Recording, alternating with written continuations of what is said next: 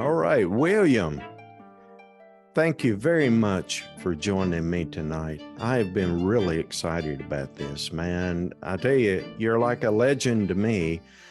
I did some research on you on the internet. You're everywhere. You're murder memorabilia. I mean, it's everywhere. You've got interviews with news people and everything. So thank you very much for being here tonight. No, thank you for having me. So how did you get into murder memorabilia? Well, I suppose I've always been a collector. When I was, but 5, 6, 7, I was living in Europe, and we would collect shark's teeth on the beach. I started collecting stickers, and it eventually moved to collecting like pencils. So I got a little bit older. I got into baseball cards, not because I liked baseball, but because I knew there was value to the cards and they were fun to collect. Getting autographed cards became exciting to me. And it was just, I suppose, a natural progression as my, preoccupation with death and, the merchants of death, if you will. I just sort of started seeking out the first time I saw that type of memorabilia displayed was I was 22. I had just got out of prison. I was learning how to use the internet for the first time, and I found a website that displayed Richard Ramirez, who was the California Night Stalker serial killer, and it had some of his artwork displayed, and that wasn't for sale or anything, but something inside me just said, I want to have that. And I went through the process of trying to find his prison number, and then I wrote him, and that just kind of got the ball rolling. And since then, it's just progressed 23 years and counting. Nice, nice. And your website is murderauction.com, correct? Murderauction.com, and Psycho Killer Bobbleheads is another site I run that is crime related.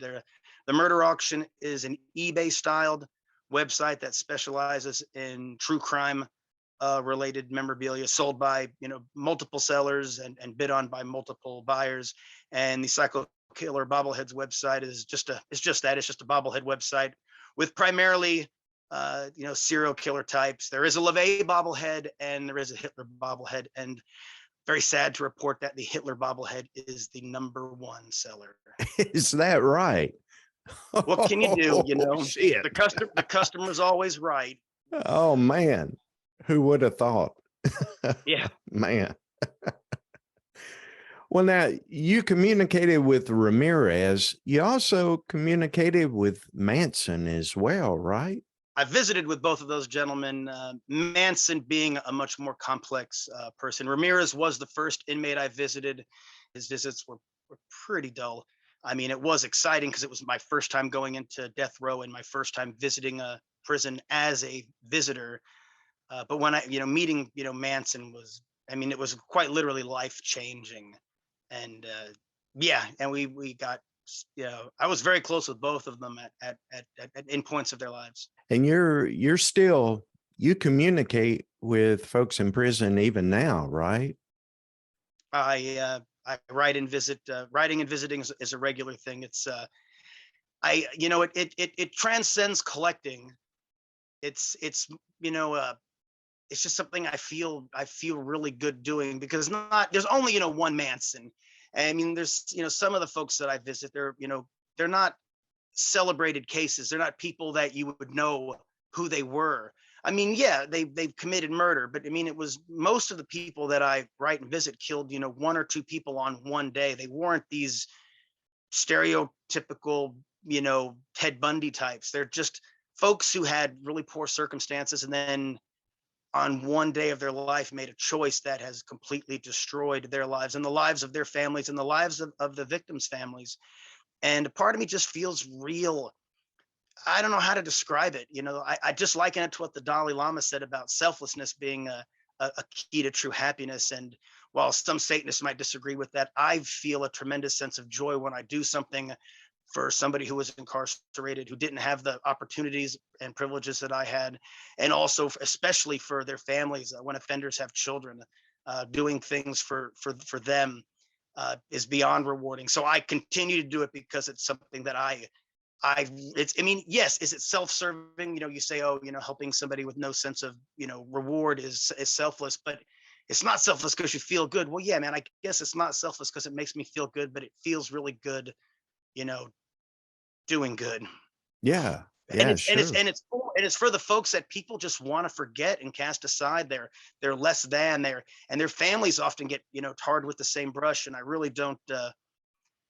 I really have a problem with that, and to give them some normalcy, or you know, just genuine type friendship, it feels real good. So yeah, it's something since I started visiting, it's something I've continued to do. Nice. So I did read in one place that you were banned from Texas prisons over something. Do they give you a hard time in California at institutions when you see these folks and when you correspond? Not like they did in Texas. In Texas, I actually became the only designated satanic spiritual advisor, and that really did not go over well with the good old boys down there. I mean, and people joke and say, "Oh, don't mess with Texas," and oh, it's different. It is. Texas is a horrible place to find yourself in trouble because they are not interested in the truth, or anything remotely progressive, anything representing freedom of religion. And while they said I was banned for paying for memorabilia, I mean, the last inmate I sent money to in Texas, he's actually had his death sentence since overturned. It was a single murder. He was mentally retarded, and he got his sentence commuted to life without parole. He was the last person I actually sent money to. I couldn't give his letters away if I wanted to. You know, it wasn't about money, but they said because I sent money, I was paying inmates, and they used that to ban me. But it had everything to do with my being a satanic spiritual advisor. Now, in California, I have been investigated by the prison. I know once they served a search warrant on my Facebook page. They convinced the judge that I was threatening victims through my Facebook, which was completely preposterous. There was Yeah. not even a kernel of truth to it. And of course, that in the warrant, the way it read was, "We will uncover Harder's other illegal activities." And when they found nothing, yeah, I'm sure a judge was a little bit disappointed. It wasted, you know, thousands, if not tens of thousands of dollars of taxpayers' money, because they went through everything, and they couldn't give me so much as a citation because I don't break the law. They have this, but so yeah, no, they do give me a hard time. I have had some prisons. I'm dealing with one now. They denied my visiting application, but won't send me the denial, even though they had no reason to deny me. They just arbitrarily can make this up. They're supposed to send me the form where I resubmit the paperwork, which I've already sent, the, you know, my discharge from parole. But to make it difficult, they won't send me the paperwork. They won't return my calls. I'm going to have to contact the ombudsman office and file a formal complaint, because it's like, so they just don't want you to come in, and they do give me a bit of a hard time. And you know, usually I'm able to get this figured out, but I've had problems with this facility in the past. It's not death row, or you know, it's just so I mean, yeah, I deal with it, but nothing was like what I dealt with in Texas. And the only upside to that is I don't have to visit that god awful, you know, state anymore. So I used to Right. go there twice a year, much to my wife's dismay, as she wanted to go to Hawaii all the time. And needless to say, we have gone to Hawaii now. But yeah, I'd be like, no, we got to go to Texas. And if anybody who's been to East Texas knows it's pretty terrible. Yeah. Yeah, I grew up in Louisiana, so not very far from there. I know exactly. Talk about the, I don't know, backwardness or Oh yeah, man. I it, mean, at least in you know, we would go to New Orleans a lot while we were there, and at least they have culture. You know, there's a definite, and it's a very accepted culture. You know, Louisiana and particularly in New Orleans, they actually would let white men marry black women before it was legal, because it was just, there was not that obviously during slavery there wasn't acceptance, but it was much more progressive for its time, and they sort of did things a little differently down there. yeah. Go to Texas, it's not like that at all. I mean, and there's I remember I took my wife to Jasper, and you know, we went to a bar. I mean, and without going into the whole story, but the racism was so blatant. And my wife turned to me, she goes, "Oh, I'd fucking move." I said, "Oh yes, awful place." And she's like, "No, this is, I mean, this is these this is," I go, "Oh yeah, I know this is a terrible place. And I mean, and I don't get me wrong, I'm sure there's wonderful people in East Texas, but I just haven't met them. Yeah. Yeah. There are some really great folks there, like you say. I should You take that back. I do have a couple of very good friends, in Magnolia and the Houston area. I shouldn't,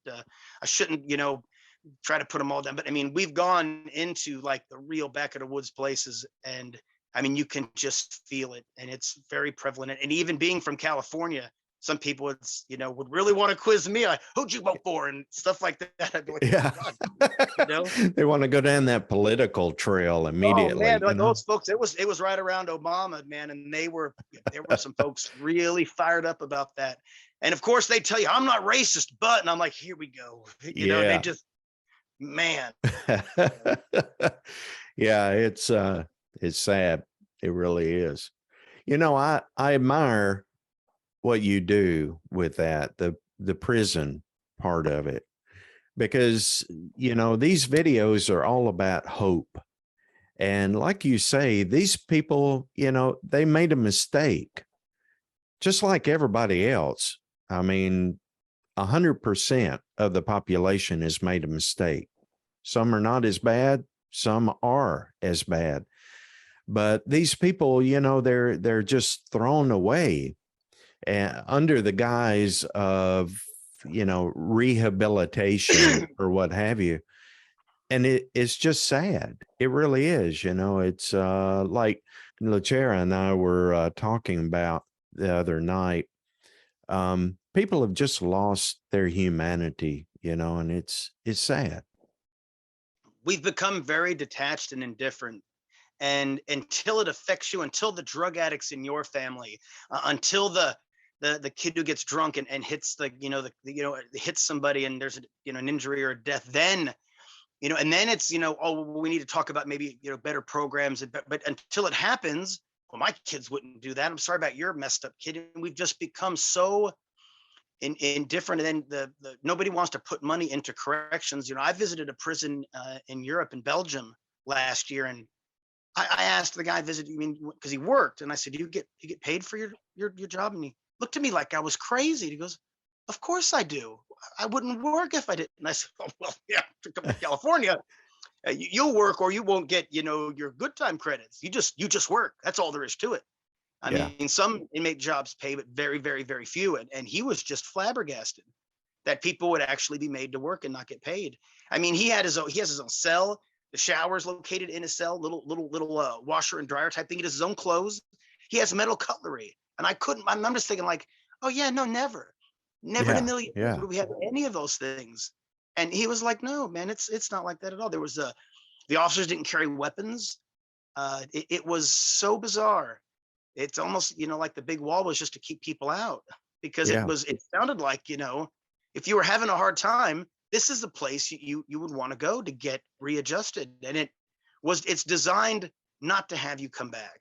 And people that, commit murder in some of these states, when they get out, they have to pay restitutions to the family when they go to work. Like it's part of the rehabilitation process. And yeah, because, you do basically 25 years or less in Europe for murder. It means even the most heinous of crime, it's generally, that's the max you'll serve for a single murder. Right. And a lot of times it's less, but when you get out, you have to continue to atone. It's not just like doing a parole period. No, you have to pay this, work and pay. The system was complete. I was just amazed at the way their criminal justice is. And they also don't have the problems that we have. And it's disappointing because, we pride ourselves on being this, land of opportunity, land of the free, yet 2.4 million people incarcerated here. And that's the most of any nation on the planet. Yeah. Yeah.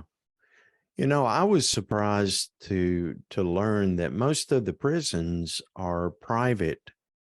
I think it was you and I that were talking about that they're private companies. So there Yeah, well, must be money in it, huh? there's money in it, and people are always like, well, there's taxpayer money in it. I'm like, well, yeah, there's that, but that's for like job security and people that work in prisons, which is why we won't see marijuana get legalized, because if it becomes legal, a quarter of the federal inmates will be released. That means layoffs, because people won't have, and that nobody wants that.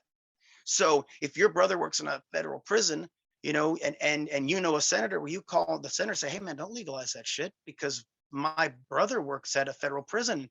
He's going to lose his job if we let out all these marijuana heads, and it Right. becomes this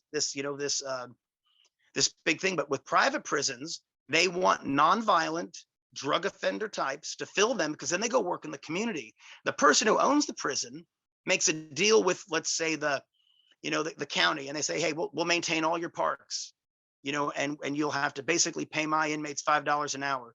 Well, of course, the inmates don't get paid $5 an hour. He does. Then the inmates get paid, $70 a month, which is a lot of money to a prison inmate. They live in an air-conditioned prison with a color, with cable TVs and ice machines and all the basic comforts and amenities. And then these inmates go to work, come back, they're happy because they're outside their work, and they come back to their air-conditioned dorm rooms and their colored TVs with all the cable channels, Right. and getting $70 a month. Meanwhile, the guy who set that prison up is making bank. And it's incentive to put nonviolent, because you can't have murderers and rapists in these places. You need nonviolent, low level custody inmates. And it became a really big problem in this country. Now we're starting to see some reversal of that, but we'll see where it goes, because it's putting people in prison for drugs whose only crimes are possessing drugs seems real foolish to me. And it seems like a big waste of tax dollars. Well, yeah. I mean, the war on drugs, how long has that been going on? Since the 80s, I guess? Drugs won that war a long time ago, Yeah. and it's not going to. But again, when you look at other countries, and they let their young people can drink when drinking at 16 is very customary in Spain. Your marijuana and shrooms are legal in the Netherlands. There's drugs that come into, they don't have the same problems. Of course, they have drug addicts and alcoholics, but there's treatments and there's programs. And let's say let's say you're on opiates and you want to just be on a methadone type program. In Germany, they actually put you in an apartment and pay for it, give you money for food. And as long as you're obeying the law, we'll give you all the methadone you want, and you just sit in this apartment loaded all day, off the street, out of sight. I feel kind of conflicted in this, because it does just kind of reinforce there's no treatment in that, but it makes society happy in Germany, because they're not out stealing, they're not on the streets. But that's the social safety nets of Germany. They don't have it. But if somebody in that life wants to get clean, and they'll actually put you through treatment, and then integrate you to a job, and you'll eventually learn to stand on your own 2 feet. We don't have any of that here. I mean, if we had that kind of stuff here, people who are working for essentially a slave's wage would just stop working, because the way I've seen people living in these treatment programs in Germany, it's almost better than the person who works full time at Walmart. And they don't have to go to work, and they just sit home all day loaded. So I mean, yeah, there's some real I don't know, the way we're addressing it, and I don't have all the answers. I'm not here to say, oh, this is what we should do, but I know putting people in prison isn't working. We need to focus some of that money into just nipping it before it starts. Getting people, particularly younger people that are in disenfranchised areas, or part of a group of people that's marginalized in this country, that's prone to fall victim to this. But it's the exact opposite. Like right now, we're dividing up public school funds to private schools because they qualify as a school and they should get some. So it's just getting more and more rigged for the most strategically placed in society, where those that are marginalized or have a history of being oppressed, they're getting even less. And not trying to make it overwhelmingly political, but the elites are always going to have it. We need to focus more on the people that are falling into this cycle of addiction and crime. And we're not going to get that by taking money away from, particularly education. It seems like we're going backwards. Yeah. Yeah, it does. It really does. So you've had some challenges, incarceration yourself, right? As a younger person, I started, getting loaded, and that kind of paved the way to me getting into trouble. I couldn't buy cigarettes, so I stole them, got caught, and it escalated. And when I turned 20, I finally, I hit the big time, and I caught a felony case, and they sent me to the California State Department of Corrections, where I spent 2 years of my life. And it was not, I will say it was a learning experience and an experience that I needed, but they were lessons that I wish I'd have learned someplace else, because I was definitely on a very reckless path. And, I count my blessings that I only lost 2 years of my life, instead of more. Uh, the, uh, the staff was terrible. Being a Satanist, I became quite. I was definitely on the radar, especially of the more religious staff, and I had more problems with staff and officers than I did with any of the inmates there. It was something I needed, and while I did continue to get in trouble on and off until I got completely clean and sober, I um, I never went back to prison. I was able to, keep myself, and having been to prison and knowing how awful it felt, I knew that I didn't want to go back. So I do, you know, in a way it worked for me, but it certainly wasn't because of a rehabilitation effort. It's just because the inmates and staff are just so god awful. So did the inmates, you say they did not accept being a Satanist either, kind of like Well, the staff, there was a or? couple, there was some that liked it, and it was funny because Satanism is not a race thing. So there were black Satanists, and there's very strict racial rules in California prisons. But I would often, you know, not break those rules, but they would, say, hey, they called me Satan in prison. I got big Satan tattoos and Baphomets all over me. So they would call me over and say, hey, I got a question, or hey, can I read your Bible? Did you get any new literature? And I would slide it to them. And technically, you really weren't supposed to over familiar, but I mean, I saw, there was a kinship there that kind of transcended. And I knew that I was, again, fortunate enough to have these materials. I didn't have a problem sharing them. But there were some folks that didn't like it. They were particularly of other races, though. And while the whites didn't like it, yeah, we have to kind of keep a unified front. But there were a couple of people who I was incarcerated with that were non-white that would not acknowledge me. They wouldn't speak to me because they were really they were good Christians. Yeah. Got it. So now you've had some challenges with addiction as well.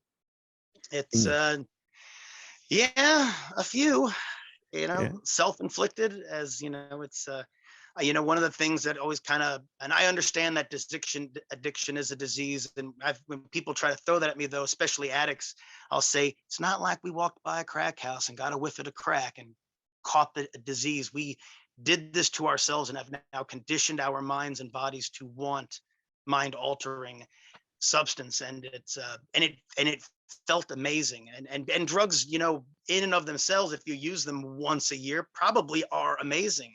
And for people who can do that, she's envious. I'm just not that. I was not that person. I immediately jumped in with both feet and just I've never known to really do anything in moderation. And from the drinking into to the cocaine and meth to finally the opiates, which are, yeah, man, they were a whole different beast.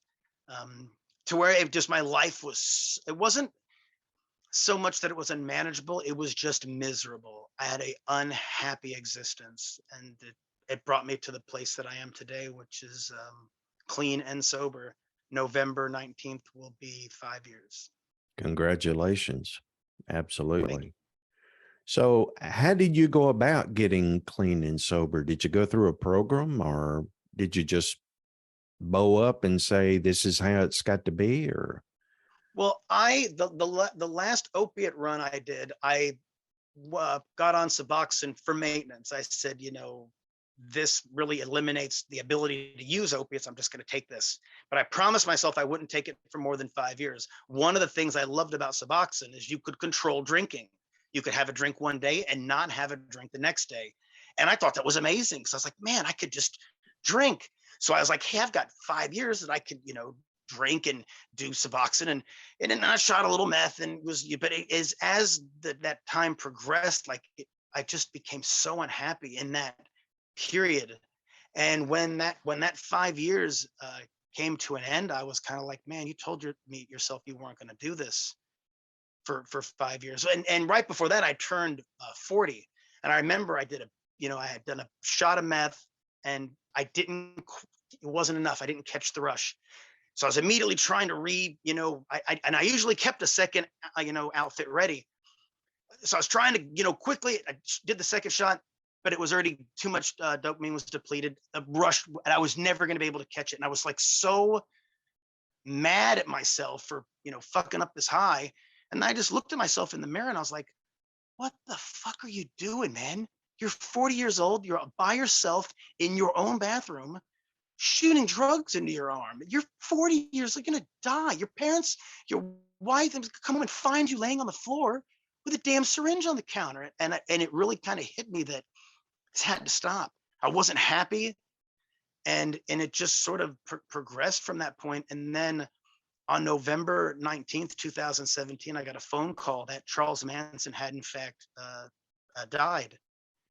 And I, was already kind of kicking around this idea of quitting, drinking. I already stopped using drugs back in March. I went to the fridge, opened up an IPA. I drank it. I took the cap and I put some double sticky side tape on it, like a couple little sticks. So it had I stuck it on my refrigerator door, and I went out to my wife and I announced it. That's it. I'm done. And I haven't had a drink since. I didn't go to meetings. In fact, the last time I went to a meeting, I came home and I drank. I had 30 days clean, decided I was going to go to a meeting, get a sponsor, get a support team in place. And I listened to those people talk, and I was like, I came home with a handle of Jack and a 24 pack of Heineken. And my wife's like, I thought you were quitting. And I was like, oh man, my life ain't that bad. Yeah. These people got problems, man, but shit, I can drink still because I'm not having any of that. And, I felt like I was better than, and that, it's not happening to me. I'm not a miserable fuck, but I was so unhappy. And when I got clean, it just began to, I quit taking Suboxone. I was already lowering my dose, I got towards down to 2 milligrams. Then I started reading online that wasn't even coating my brain anymore. So I just stopped. It was very mild discomfort, nothing like the first time I went into serious withdrawal from opiates. And it was fine. And then I began feeling good. I quit taking my antidepressant. I quit taking mood stabilizing.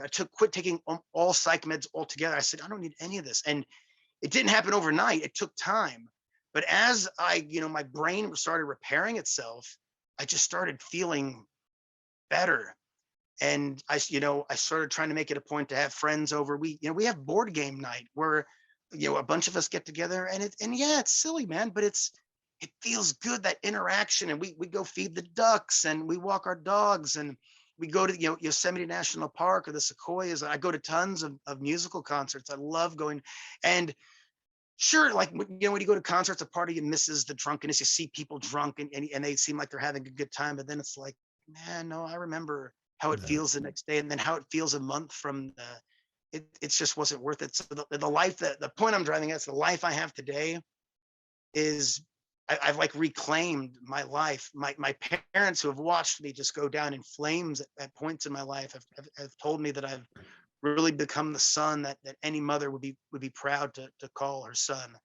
And that meant a lot, because I was not always that son.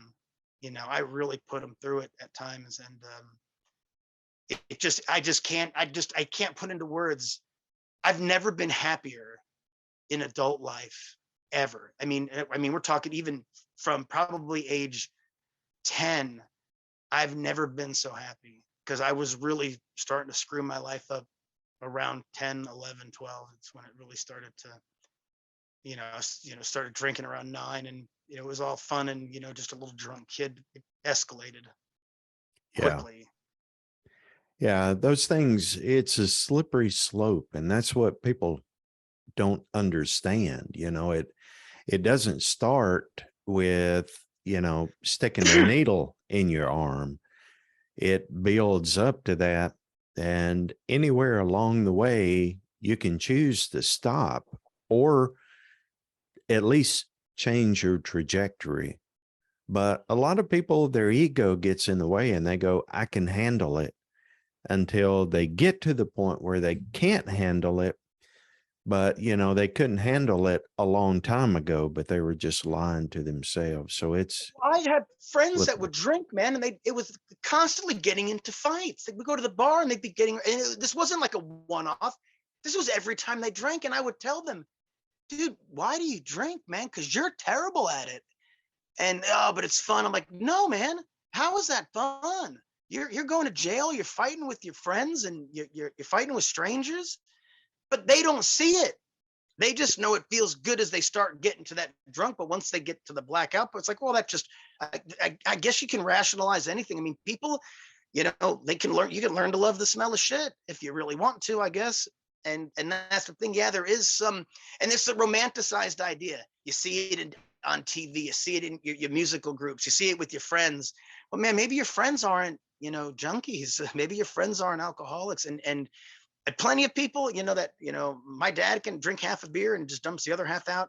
He doesn't have the problem that I have.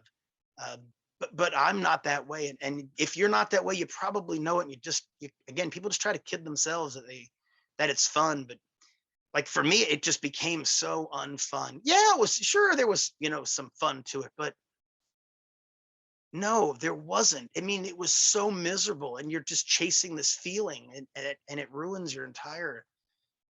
Yeah, I don't, you know, and again, with people, they want to do a little experimenting, have a little fun, you know, college or high school, whatever you're doing, you know, you want, I mean, I get that. And I don't feel that that's unhealthy, but some people, it just sucks them right in. Yeah. And, you know, my rationale was, it feels good. Why wouldn't you want to feel good every day? You Right. know, and that's, you know, I adopted that mindset real fast. You know, Frank Sinatra used to say, I feel sorry for people who don't drink. When they wake up, that's as good as they're going to feel all day. And I wish I could tell Frank, you know, man, I feel pretty good in the morning. Wake up, you know, no headache, no, what did I do last night? I pour myself a cup of coffee, which I've just come to, I started drinking coffee when I quit using and drinking. I said, I'm going to be a coffee. And I've tried at other points in my life to become a coffee drinker. And I finally just, you know, had myself drinking 1 cup of black coffee every morning. And now I'm doing, you know, 2 cups in the morning and a cup in the afternoon. I love it. You know, just no sugar, no creamer, just, you know, black coffee. And I kick back and forth on the cigarettes because they're a tough one. Let me tell you.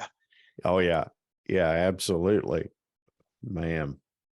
Yeah, it's slippery. It's a slippery slope. A lot of people that I talk to that contact me, they're wrestling with this.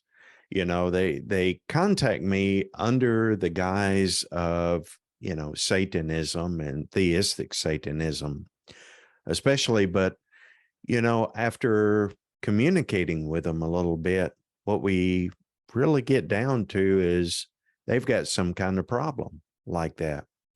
And they have tried the church, they've tried all these different things, and now they're coming around to Satanism. And, you know, I just have to tell them, look, Satanism is not something that's going to fix your life. You're going to fix your life and you're going to be happy that you did. And then you're going to be able to really do some things that you wanted to do and enjoy life.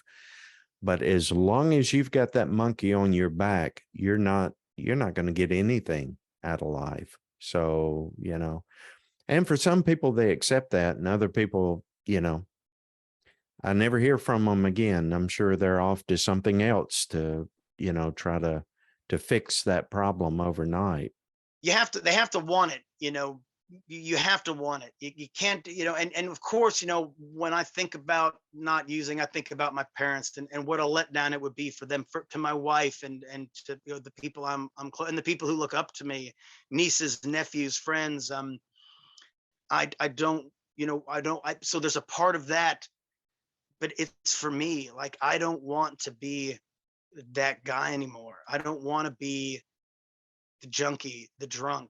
You know, you know, when you're 20, yeah, it's funny, it's cool, it looks cute, but it's not when you're 45 and you're trying to get your life, you know, and trying to, you know, live life. You know, I'm gonna die soon. You know, I'm past the halfway point, Yeah. and Yeah. I don't Me want to. too. I don't want to spend that drinking and drugging. My dad used to tell me, "You're drinking your life away, son," and I never thought of it like that. I said, well, wait, it's making it fun, but it wasn't. It was like a shackle. It was part of we would go out to dinners with friends, and I would have to drink. Parties where nobody was drinking but me, and it would be almost like, when I was in a sober crowd, I kind of knew to keep it to a minimum. Man, I had to drink because I was a drinker, and I would tell people, oh yeah, I drank every day, Yeah. and that's just, if you want me somewhere, I'm gonna be a little loaded. Everywhere we went, we would go to hockey games, or we would go to to concerts. I would go to places with my folks, and it just, I had to drink, and it became so. I mean, the enjoyment aspect of it, you'll know if you're pushing the envelope, because it becomes a controlling. And I never hid it. Like, I was one of those people that just kind of let people know. But some people who have different jobs, and whose families are in different positions in society, you kind of have to hide that. I've met people who you had to hide their drinking, and wouldn't tell anybody, or would say, oh, I haven't had a drink. Oh, that's my mouthwash. And it'd be like, oh my gosh, man, what a horrible thing. You have to hide your alcoholism. Yeah. I couldn't do that because I'm a boisterous ass drunk. Yeah, it will start to just, again, it facilitates all parts of your life. And and there's plenty of folks who drink wine, and they sip it, sometimes they'll spit it out just because they want the flavor. If you're doing that, man, well, then you're not like me. But if you're like me, you want to be loaded, and it becomes all consuming. And and of course, alcohol was probably the substance I abused most. But you start getting into like meth and cocaine and opiates, and I mean, those drugs can be lethal. I mean, alcohol's dangerous enough, but I mean, I'm glad I missed the fentanyl train. I mean, it's not even worth it today. It's like so, and it's increasingly violence, the violence surrounding drugs, and it's just none of it's worth it. I don't know how to say it any clearer. And to anybody who's watching, who's in active addiction, or is thinks they might be partaking a little bit too much, I get wanting to have a good time. I'm telling you, I've had more fun in my life from 40 to 45 than I did at any point in time in my 30s. I mean, in my 20s, yeah, meeting Manson was pretty intense. But I mean, my headspace where I'm at today, I often say this, my biggest regret, besides partaking in drugs and alcohol so early in my life and becoming an addict, was not quitting sooner. Because like I felt like I've been really missing out on a lot of life. And I'm glad I have two beautiful women I get to share that with today. I get to share it with my family. I'm doing things that a lot of people with my history can't do, whether their criminal record prevented them from getting a good job, and they are financially struggling, whether their family disowned them, or whether they've crippled their mind so much from the drugs that they've lost that rational sense, and now can't come out of it. I know again, I'm fortunate that those things didn't happen to me, and I've been able to reclaim the life that I should have been living from my whole life. But I had to take this drug and alcohol detour, and I feel very fortunate that I was able to take charge of it before the fentanyl came out, before cirrhosis took my liver, before I accidentally killed somebody in my car and ended up catching decades in prison because I was under the influence. I feel real fortunate. And if you can think I didn't think I was going to prison, but I did.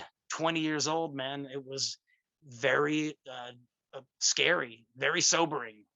And yeah, it can happen to you. And if you're struggling with that, I'm telling you, there's and it's not too late. You could be thinking, oh man, well, I'm 50 and I've been drinking there, my liver's going. No, man, it's not too late. Your liver will regenerate. Give yourself some time, man. Your brain will heal. You'll start to feel better. And I mean, I don't want to make like I'm telling some sob story or trying to make people feel sorry for me or make you feel sorry for yourself. Nobody's going to feel sorry for you except maybe your mom. Get your fucking life together and live it, man. That's what you're supposed to be doing. Especially if you want to claim the title of Satanist. Don't don't be some chemically dependent slave. Absolutely. Absolutely. I had a person one time that told me that they thought that being a Satanist, or they said being on the left-hand path, there were a lot more people on the left-hand path that were addicts than there was in established religion. Do you believe that's true?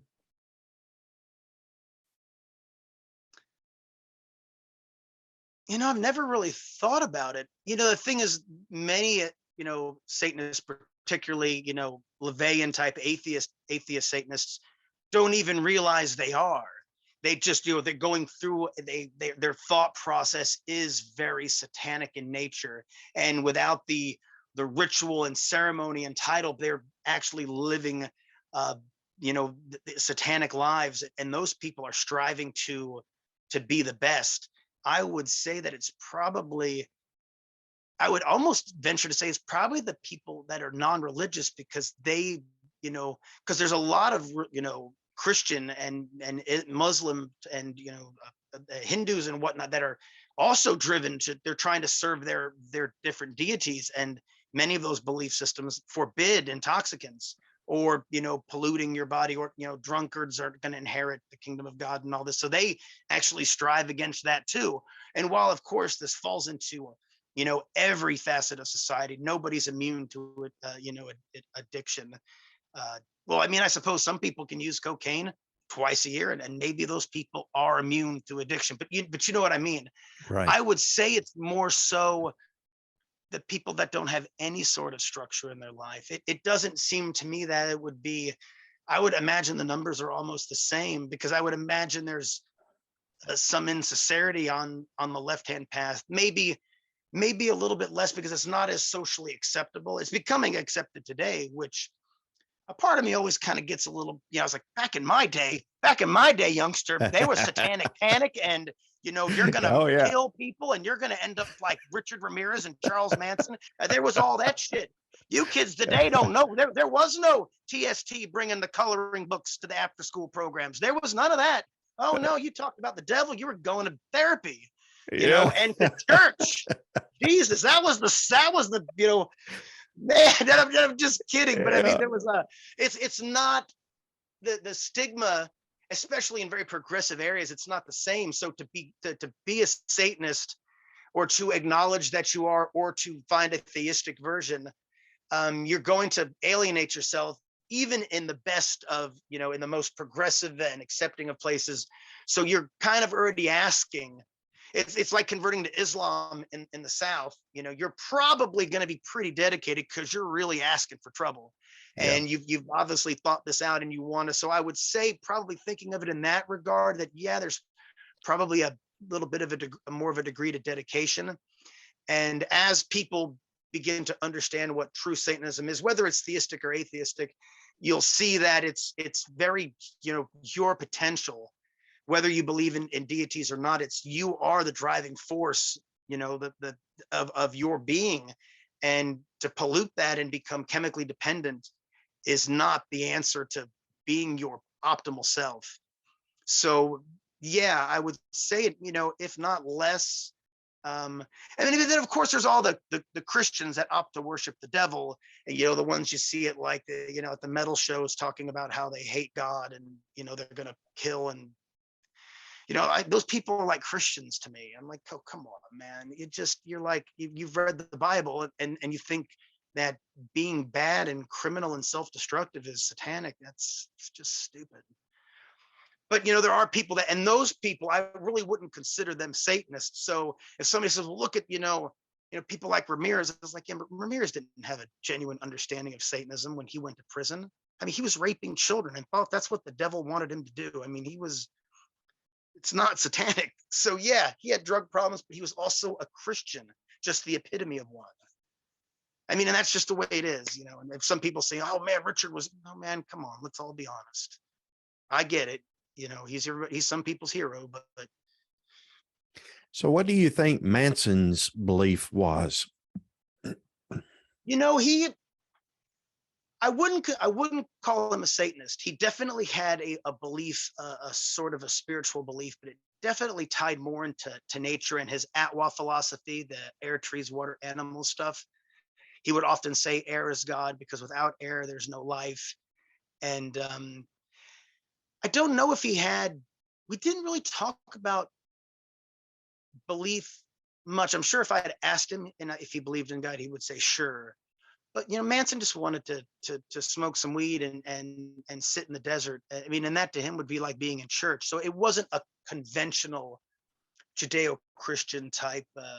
I mean, he knew about Satanism. I mean, he was good friends with Zena LaVey, who's now Zena Shrek, and Nicholas Shrek, Boyd Rice, and Nick Bougas. These were all prominent people in LaVey's corner, and they were all very active supporters, in some cases visitors of Charles Manson. So they, he definitely had ties to that circle of people.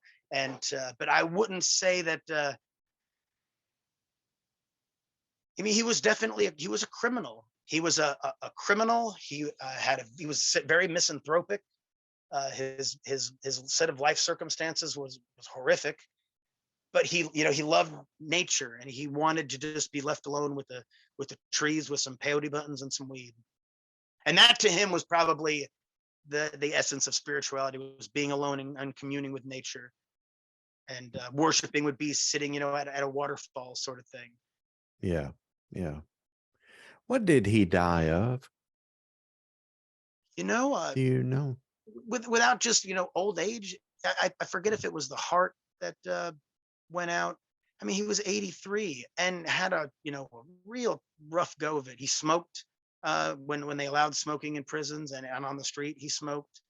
He whenever he could get a smuggled cigarette, he'd smoke it. He lived, his housing assignment was in Corcoran, California, which is in the Central Valley, which has some of the worst air in the United States. He had developed COPD. I mean, he was old, and despite being in prison and being sort of taken away from his own devices of however much excess he would have done, he was housed in a bad place for air, and he he was, 83 is a good run. He made it. That's winning. That's a good life outside of being in prison.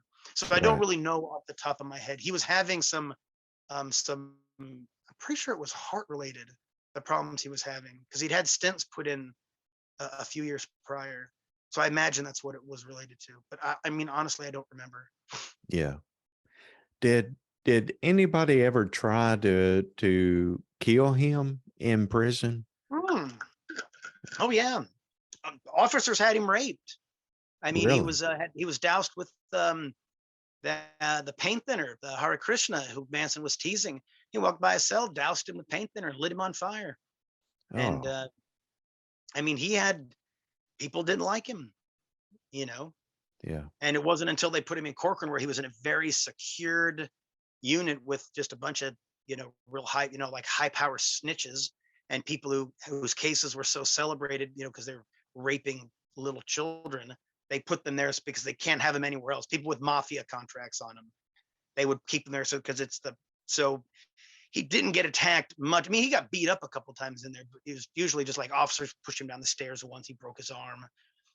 He was one time he got in a scuffle with a couple guys about half his age, and then they beat him up a little bit. It wasn't like being on the main line, like back when he was getting set on fire, and officers were really I mean, these guys go to work and see Manson's not only larger than life in the world, he's getting tons of mail, and these guys just they're correctional officers. If they went to prison, not a soul would write them, maybe Right. their moms. And so there was a lot of jealousy from the staff, and they'd really put him through it. And of course Manson felt he was innocent, it didn't belong in prison, so he'd be real mouthy and test test the waters. And they they had an answer for it, and they did things that just he's had it pretty bad. His notoriety wasn't always he said it was always more of a curse than a blessing. Yeah. Yeah. So you said earlier that you had received some letters from someone and you cherished those. What would you say is a number one piece of memorabilia that you have now that's your most most treasured? Well, when people ask me what my prized possession, I always just say it's not a tangible thing. It's been this collective experience of visiting and, meeting the families of inmates. I've gone to executions before and like held, you know, and being supportive for not only the person who's being put to death, but for the loved ones of those witnessing. And those sort of experiences, while they're trialsome or they weigh heavy, they're also very rewarding. Meeting Charles Manson and then meeting some of his closest associates from the time he was on the street, stuff like that. You can't replace that with stuff. I mean, as the letters you mentioned were I'll just tell the story. So I was at home with Star Manson, the young girl who was dating Charles Manson. She was staying with my wife and I for a while, and we got to kind of talking. And I said to her, this was in August of 2008, and I said, "Why Manson? Why dedicate your life to Charles Manson?" And she threw it back at me. "Well, why dedicate your life to serial killers?" And I explained to her about the Sean Sellers case in Oklahoma, where a young 16-year-old boy shot his mom and his stepdad and killed a store clerk 6 months earlier and blamed demonic possession. He was sentenced to death for crimes he committed at 16 and was executed by the state of Oklahoma. In our conversation, Star mentioned that she had a friend named Rick who was coming around. He's an older guy, homeless, living out of a van. Well, a couple months later, she just calls me up and she says, "William, do you remember my friend Rick I mentioned?" I was like, "Oh yeah, what about him?" She goes, "His full name is Richard Sellers. He is Sean Sellers' biological father." And I'm just like, how did I not know that this captivating case to me, occurred 35 minutes down the road? Anyway, she introduced me to him, and he actually let me borrow his family photo albums and let me read all the letters that he had from his son, and even letters from his wife and stuff when they were going through the custody and visits and stuff when they divorced.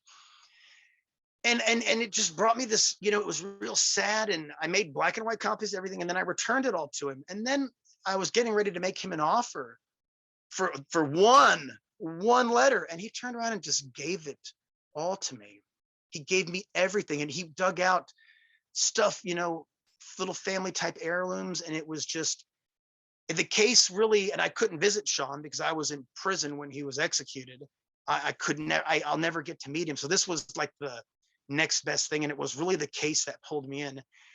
And then, but while the stuff was great that I got, it goes back to what's your favorite?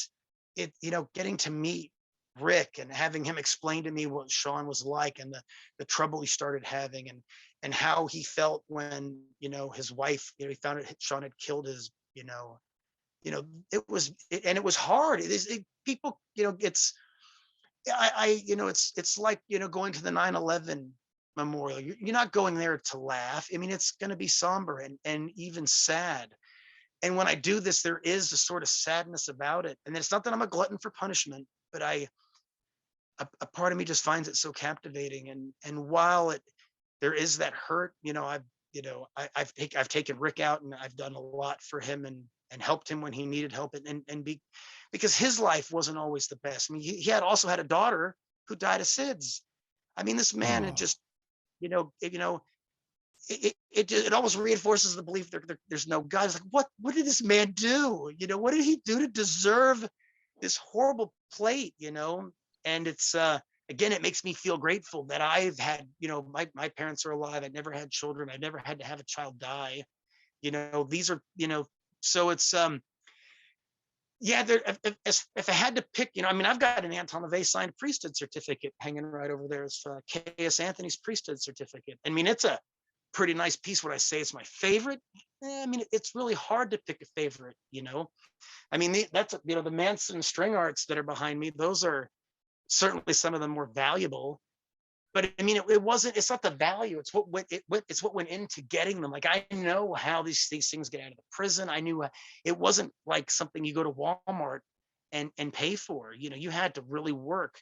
And there's a spider down there that you can't see, but it was gifted to me by Manson, and it really feels good knowing that I got to stake my claim into what that I worked so hard to get to.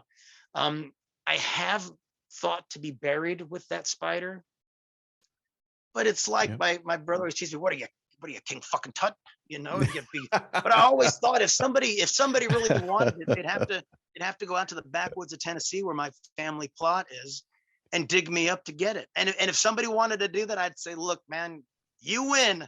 Yeah. I have a little letter in my pocket, be laminated. You win, buddy. You're here. Take the skull if you want. Thumbs up. Yeah, man, because that's somebody who they earned it, man. It's like, hey, this is yours. Maybe even have like a release in there. The person who grave robbed this is excluded from any theft charges. If they vandalize anything, they have to pay for that. But as far as theft, as long as they put all the dirt back, I don't want any charge. It's completely fine. Have some silly note in there like that, because, yeah, man, that's collecting, man. That's rock and roll. And I wouldn't be but I also, a part of me thinks, if I die, I've told my wife, look, you have to bury me with a stupid thing. I won't care. Just sell it, and, go, run off with, some, 20-year-old lawn boy or whatever, whatever tickles your fancy. Go have fun, man. You'll have life to live. Don't worry about me. I'll be dead. Right. I hear you. But I do think about getting, if I'm in a comfortable spot, if when it's coming time to check out, I might, give it some instruction. There's also a Bible that was given to me by 2 inmates, and they really dolled it up. They put paintings in it, handprints, and it was a case that really captivated me growing up. And a part of me thought to be buried with that. Knock on wood, maybe hey, I didn't get buried with the Bible, boss. That's got to count for something, right? That's right. just in case I wake up and be like, oh, fuck. Get that insurance policy. Yeah, huh? You really think your name's in this book, Mr. Harder? Well, check. Yeah, that's right. I've got this one. Just give it a look. See. Remember, I'm a junior. Don't get me. Well, my dad's an atheist too, so we'll be burning in hell as well. So, Oh man, funny. Oh, well, listen, thank you so much for doing this tonight. I really appreciate it. And there's one more thing I have to ask you. I know that somebody is watching this or listening to this tonight that's struggling with addiction. What would you say to them, William? I'm telling you, there's a better life. You could look at me and you might think, well, yeah, that guy's a weirdo. He's into serial killers, or, I haven't gone to prison yet. I'm 22 and I'm already doing better than he is. I'm not it's not about prison or killers. That's something we had to kind of help fill the time to kind of, explain the background of the guest. There's a better life, man. I mean, there's so many people in recovery that are, Christian, satanic, Buddhist, whatever it's a self-destructive. It is not satanic. It's not only is it a sickness and it's going to destroy the person you are supposed to be, the satanic vessel that you can be, the innovative, the artistic, the entertaining, the you have to be clear-headed for this. And if you're struggling with it, it. Don't romanticize. Don't think about the threesome you had, a year ago with, you got lucky with your 2 girlfriends and you're like, well, we were drunk. And that, trust me, man, you don't need that to have threesomes, man. And you'll meet people that won't want that. There's a better life, man. I'm telling you. And, if you don't want to change, hey, nobody here is going to make you. I don't even know who you might be. The thing is, my sister-in-law, 37 years old, died of cirrhosis, not alcohol poisoning. She died of cirrhosis, 37 years old, drank herself to death. My wife's sister, 52 years old, cirrhosis. I have a friend of mine who's 32 or 34, I forget. She died last September. Her mom took her to go buy some pills. They were, homemade pressed pills with fentanyl, and she dropped dead. 30, I think she was 32 or 34, gorgeous young girl, you know, gorgeous, dead.